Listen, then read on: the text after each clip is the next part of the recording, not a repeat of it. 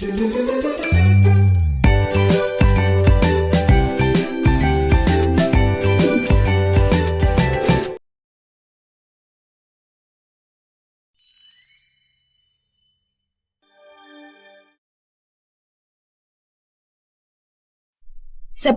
of substances.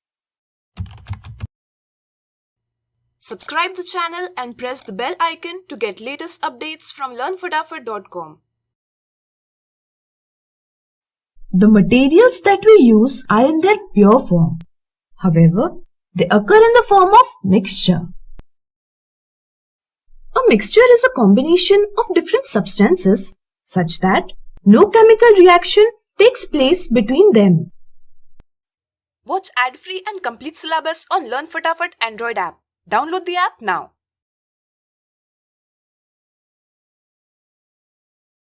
For example, mixture of food grains and stones, mixture of sugar and water. Air is also a mixture of different gases. Even the food that we eat is also a mixture. For a specific purpose, we need to separate substances from the mixture. For example, we cannot drink tea as it is. We need to separate tea leaves from it. For obtaining salt, we need to separate it from the seawater. Let's understand the purposes for which we need to separate the substances. Separation is needed to remove unwanted substances from the mixture. Water coming to our homes contains impurities such as chemicals, small dust particles, microorganisms, etc. Drinking such water could cause health problems. We need to separate these unwanted substances from water. For that, we use water purifiers containing various filters.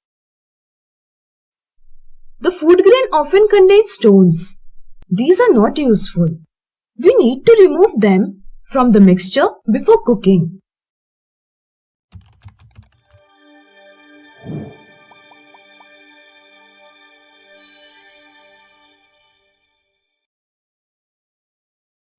Watch ad-free and complete syllabus on Learn Fatafat Android app. Download the app now.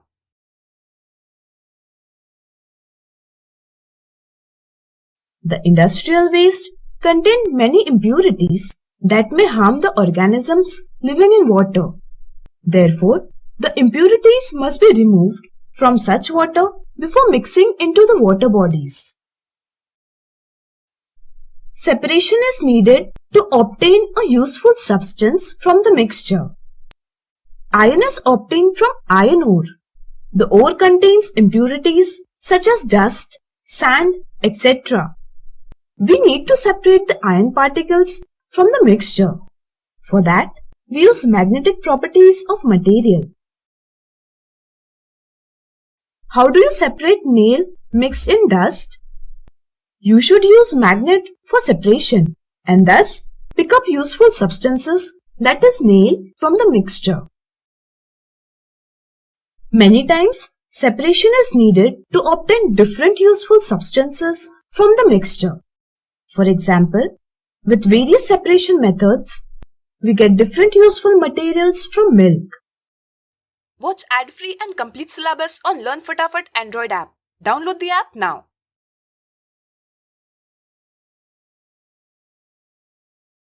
The oil obtained from Earth's crust contains many useful substances.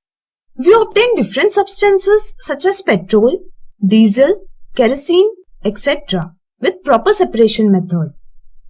Method of separation: hand picking. Subscribe the channel and press the bell icon to get latest updates from learnfatafat.com. In this lesson, we will learn one of the methods used for separation of substances from mixtures. It is hand picking. Watch ad-free and complete syllabus on Learn Fatafat Android app. Download the app now. It is simply picking up the desired material with hands. Often, food grains contain other materials such as pieces of dirt, stones, husk, etc. These are separated from food grain simply by hand picking. This method is suitable when the size of impurity is sufficiently large to be picked up by hands.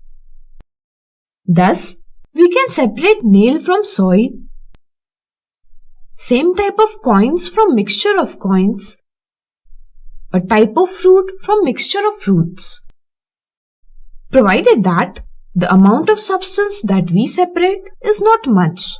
For example, if there are too many mud particles in food grain, then this method is not suitable. Method of separation: threshing. Subscribe the channel and press the bell icon to get latest updates from learnfadafit.com. Normally, we can obtain fruits simply by plucking it from the plant body. Food grains cannot be obtained this way. It is simply because there are large number of food grains present in husk. These are attached to stalk of the plant. Plucking each food grain from plant body needs a lot of efforts. Simply, it is impossible to pluck all food grains from all plants. Watch ad-free and complete syllabus on Learn Fatafat Android app. Download the app now.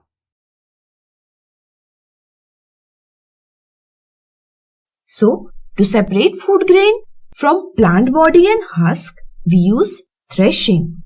In this process, the part of the plant where husks are located are beaten using wooden stick, flail.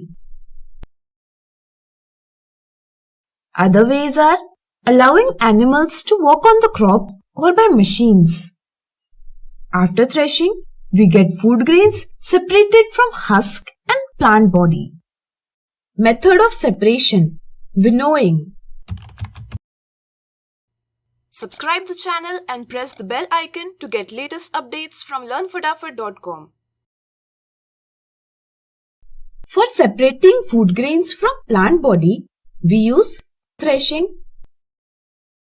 After threshing, food grains remains mixed with husk. To separate food grains from husk, we use winnowing. This method is useful when one of the component of mixture is heavier than other. In presence of wind or by blowing air, the heavier food grain falls down while the lighter component such as husk gets carried away. Thus, food grains are separated from plant parts. It is very useful method of separation for farmers. Method of separation: sieving. Subscribe the channel and press the bell icon to get latest updates from learnfadafit.com. Sieving. This method is useful when there is difference in size of particles in the mixture. Using a sieve, it is possible to separate smaller particles from bigger particles. A sieve is basically a tool which consists of mesh of wires forming even openings throughout the area. Different sieves have different sizes of openings. The particles having smaller size than the sieve openings pass through the mesh, while the bigger particles remains on the mesh. Thus, the particles of different sizes get separated. Farmers use sieve for separating food grains from the tiny mud particles. At construction site, it is used to separate fine sand from coarse sand containing stones and pebbles. Method of separation: sedimentation and decantation. Subscribe the channel and press the bell icon to get latest updates from learnfadafit.com. Some materials float on water, while others settles at the bottom. Take the case of food grains and husk. In this mixture, if we add water, then food grains settle at the bottom, while the husk floats on the top. The process of settling of heavier components at the bottom of water is called sedimentation. Now, if we tilt the utensil a little so as to remove water, wooden particles flow with it and gets separated. The method of separation, which is based on the ability of component to float or sink in water, is called decantation.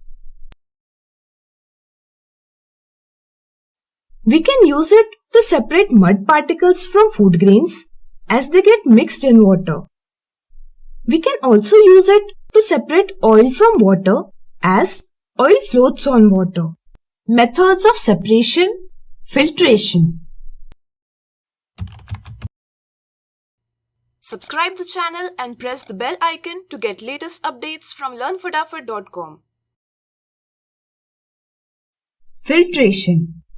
How do you get clean water from muddy water? You can use a piece of cloth for this purpose.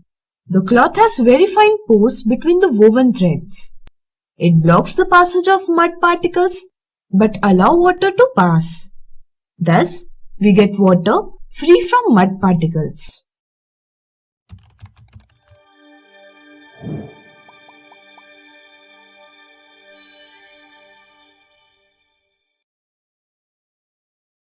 Watch ad-free and complete syllabus on Learn Fatafat Android app.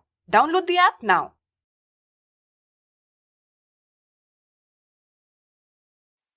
This is called filtration. By using cloth, there are chances you won't get clean water. In such case, you can use a filter paper which has even smaller pores. It is folded in the form of a cone and placed in a funnel. A utensil is kept below the funnel to collect water. Muddy water is poured in the cone of the filter. The mud particles remain on the filter paper and clean water gets collected in the utensil. Water purifiers contain different filters which blocks the unwanted particles present in water, and thus we get clean water.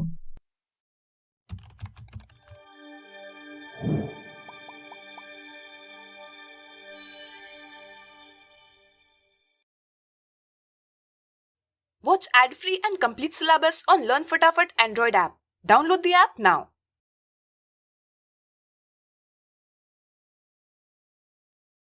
After making tea, we use strainer to separate tea leaves from the tea.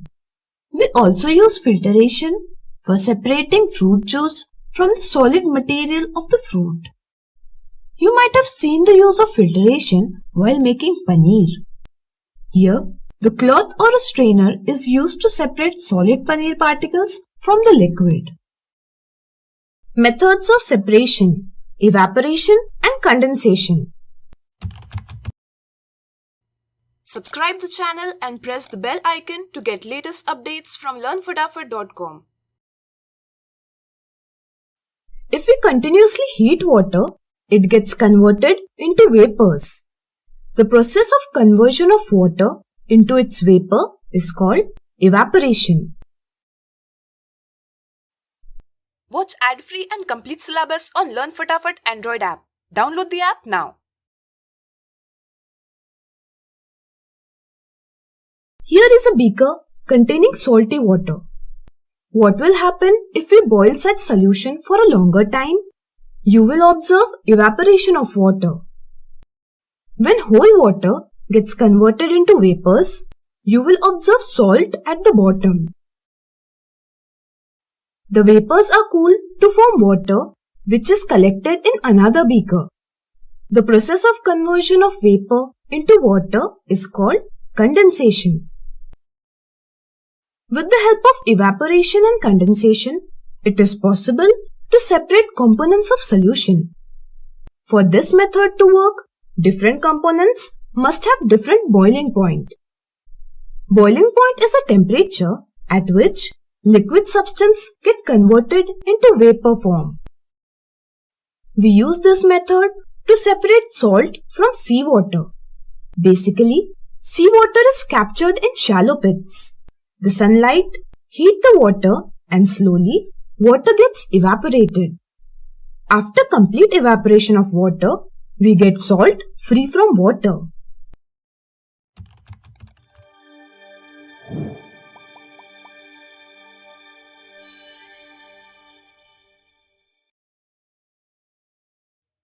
Watch ad-free and complete syllabus on Learn Fatafat Android app. Download the app now.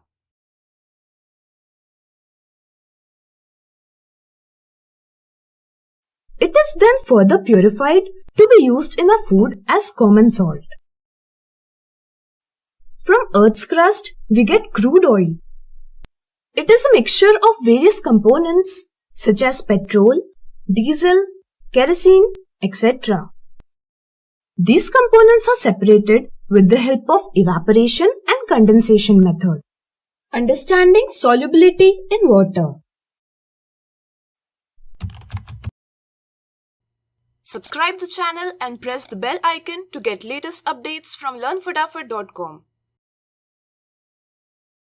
When we mix some materials such as sugar, salt, lemon juice, vinegar, etc. in water, then they completely disappears in it. That is, they get completely dissolved in water. Watch ad-free and complete syllabus on Learn Fatafat Android app. Download the app now.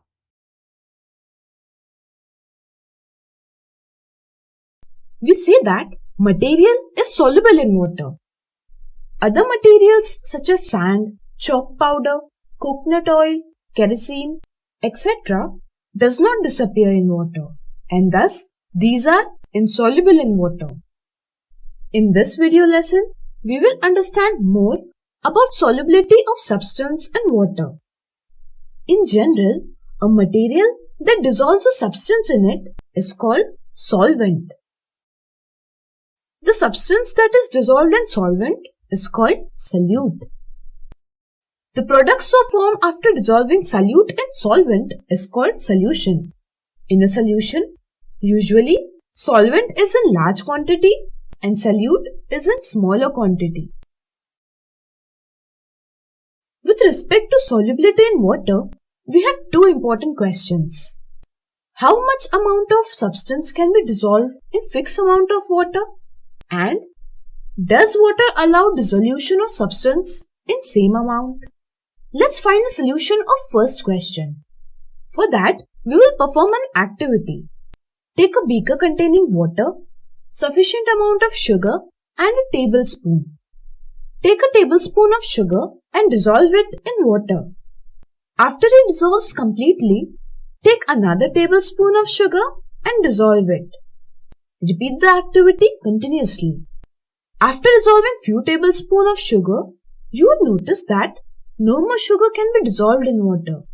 The sugar particles can be seen in the solution.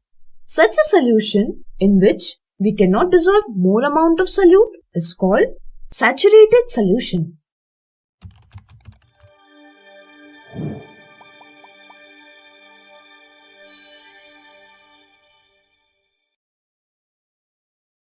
Watch ad-free and complete syllabus on Learn Fatafat Android app. Download the app now.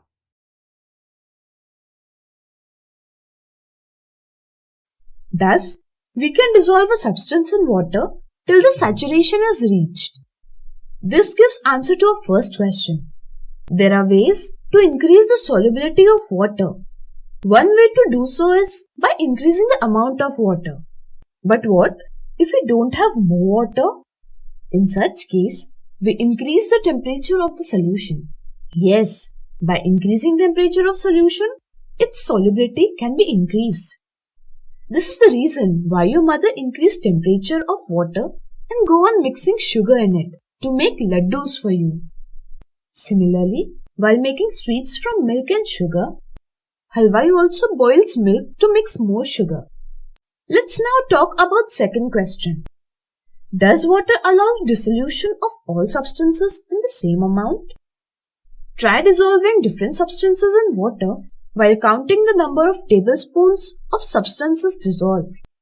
You will notice that solution becomes saturated for different amounts of different substances. That means the amount of substance that can be dissolved in water are different for different substances.